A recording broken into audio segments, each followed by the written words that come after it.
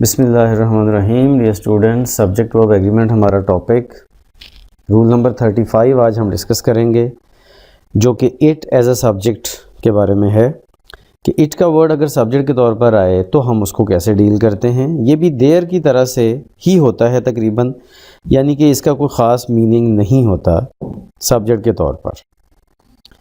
ठीक है, इसको हम इंट्रोडक्टरी सब्जेक्ट बोलते हैं। ये दोनों देयर और इट जो है वो इनको इंट्रोडक्टरी सब्जेक्ट बोलते हैं इंग्लिश में, मतलब इनका कोई ख़ास मीनिंग नहीं होता। लेकिन जब हम ग्रामेटिकल ट्रीटमेंट के हवाले से देखते हैं तो लैंग्वेज देयर और इट को डिफरेंटली ट्रीट करती है। देयर के बारे में तो हमने पढ़ा था कि देयर के बाद वर्ब आता है और वर्ब के बाद एक और सब्जेक्ट होता है जिसके मुताबिक वर्ब आता है, जैसा कि वो एन एप्पल और वो सम मैनी एप्पल्स की बात हुई थी। लेकिन यहाँ क्या है, इट में इट के बाद हमेशा सिंगुलर वर्ब ही आना है।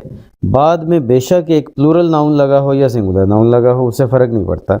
मतलब it is the child, the child singular noun है तो फिर भी इज़ है।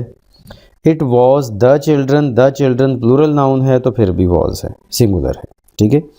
It is the child who suffers the most when the parents are always fighting.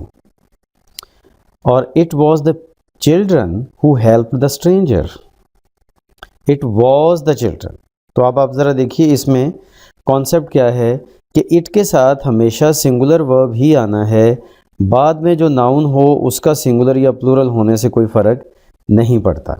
यही देयर और इट में फ़र्क है कि इट के साथ हमेशा सिंगुलर नाउन आता है, लेकिन देयर के साथ सिंगुलर या प्लूरल दोनों, इट के साथ सिंगुलर वर्ब आता है और देयर के साथ सिंगुलर या प्लूरल दोनों वर्ब्स आ सकते हैं डिपेंडिंग ऑन द सिचुएशन के बाद में नाउन कौन सा है। That's it for today. अल्लाह हाफिज़।